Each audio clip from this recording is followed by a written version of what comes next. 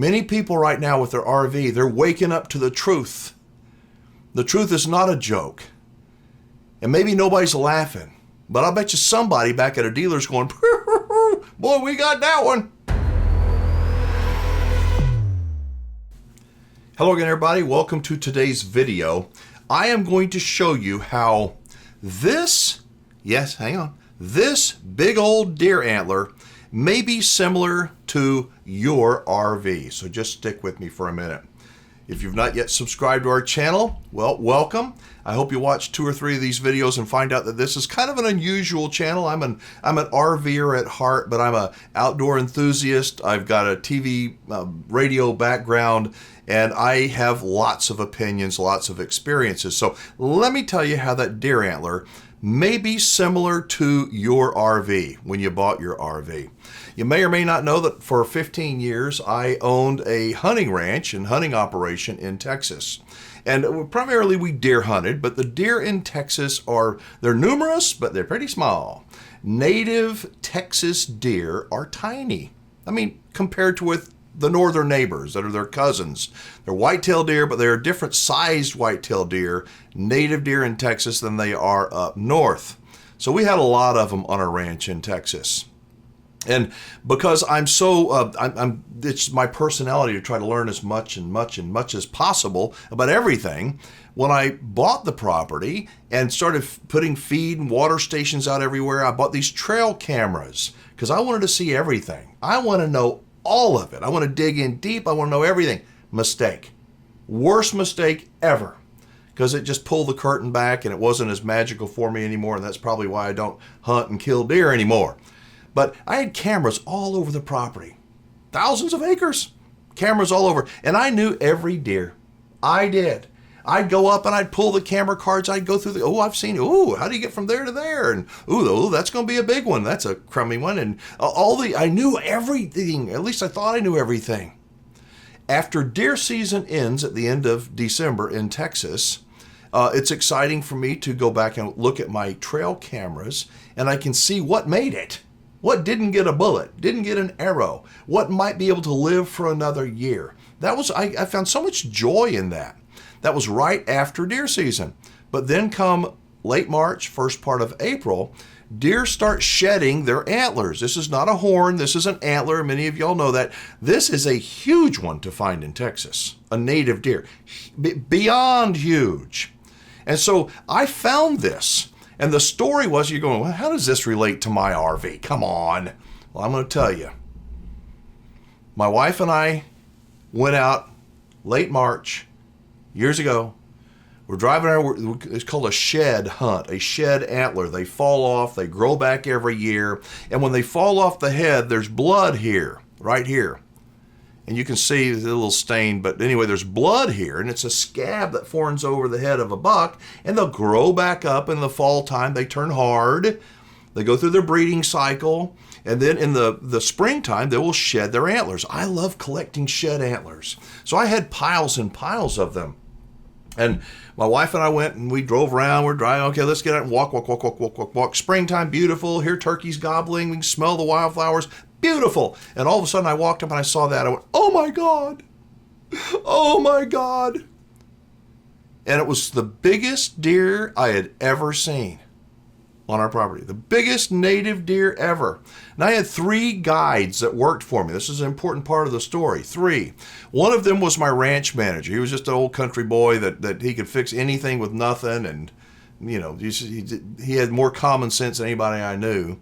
Another one was a deer farmer from Canada that came down because his girlfriend was the cook at the lodge.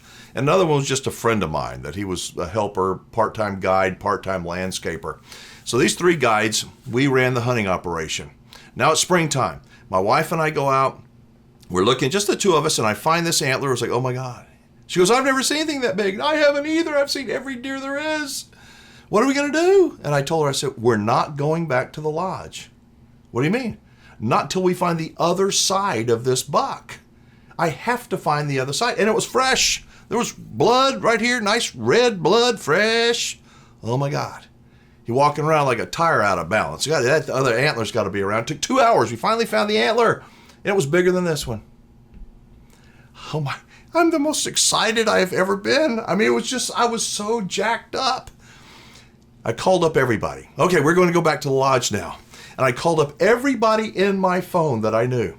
And I told them, okay, nobody's hunting this pasture. I'm going to kill that deer. I'm going to do it. It is like this ghost that people haven't seen, that I haven't got it on trail camera, and we will never hunt that piece of the ranch until I kill that deer first. And people are, oh my God, is it that big? I said, you won't believe it. Anyway, so obviously I still save the antlers. I get back to the lodge. There's my ranch foreman. He's standing out there in the driveway, and Lisa sticks the antlers out of the truck. She's like, "Oh, look! Oh," he was like, "Oh my gosh! And where'd you find them?" And she said, "Well, over blah blah blah blah." She said, "Oh my gosh!"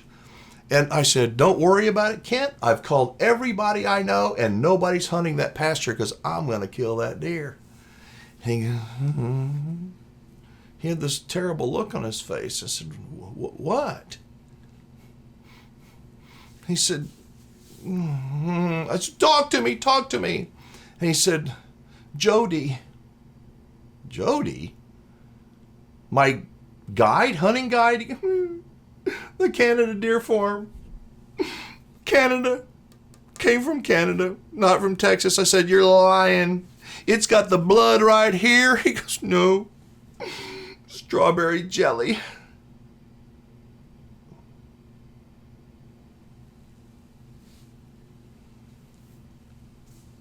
And I went, I have been had. It was a joke, but it didn't feel good. It felt good to my guides and we got over it, but it didn't cost me any money, it just cost me some embarrassment. But I was so pissed. I found it. I did find it. Blood. No, not really. Strawberry jelly. Found the other one. Strawberry jelly.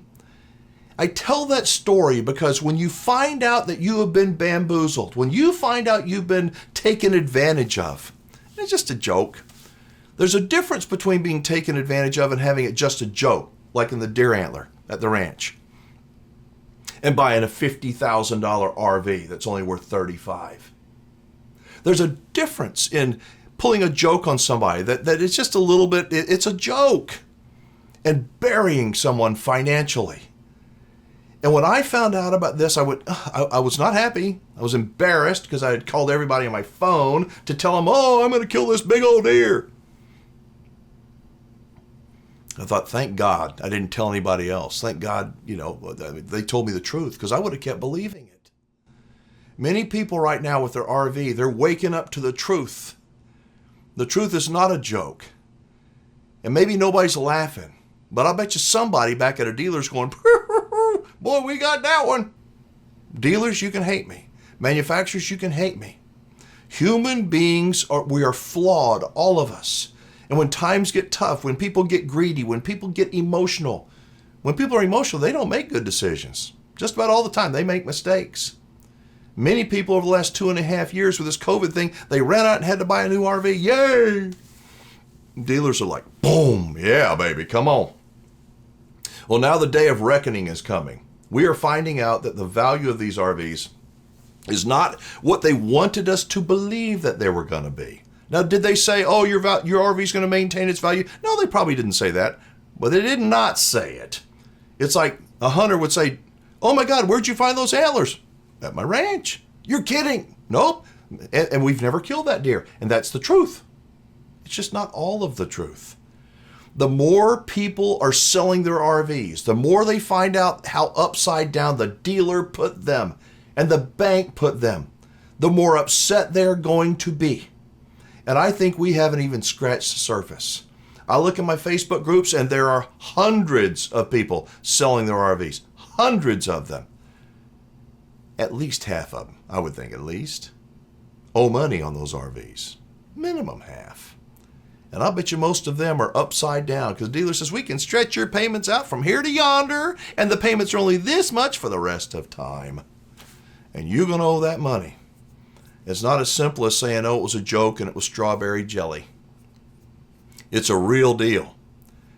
And so I tell that story. There's another part to it, and I'm going to do it in the next video. So you got to watch that. How did I use this antler and its buddy that's even bigger than this one? How did I use these antlers to manipulate and make more money off of my hunters that came to the ranch? You think you know? I'll tell you in the next video. It might surprise you, maybe not. But again, that's a little bit of wingman wisdom. You know, if you watch movies, close with this.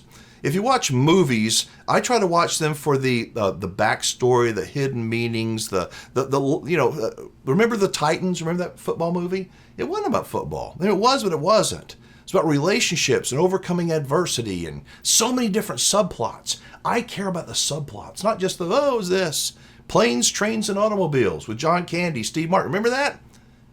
It's more than just this funny thing. It's a story about relationships and life and loneliness and reality. Oh, I love that. And that's what I try to do with these videos. I try to give you more than just what seems to be there. Not in hopes that you will change your mind and I'm going to think just like him. I would not want that, because you don't know what goes on up here. I think a lot of weird stuff and read even weirder stuff. But I do want to help you to think and to process and come up with things that are your ideas. Don't just drink the Kool-Aid from somebody else, not even from me. I want to influence you to think, to be a helpful human being, to keep your opinions, hold on to what you hold dear, but be open to things that are bigger than you, because there's things way bigger than all of us can even comprehend. But if we just know everything, we'll walk around thinking our RV's worth more than it's worth. I could think that shed antler was found on my ranch, and it was, kind of. But I want to know more. What do you think? Did you like this video? Did you like the story of the strawberry jelly? I thought it was blood. Strawberry jelly on the deer antler and me getting set up in a joke. Do you understand what I'm trying to say here? People are waking up. Drop a comment down below if you would. Hit the subscribe button, give us a thumbs up, share this video on social media, and watch for my next video, because I'll tell you how I use these antlers to manipulate and influence my hunters to help put money in my pocket. I really did. I'm going to tell you all about it in the next video. I'm Alan Warren, the RV Wingman. Be safe, have fun, play nice, and don't leave your good manners at home. I'll see you in the next video.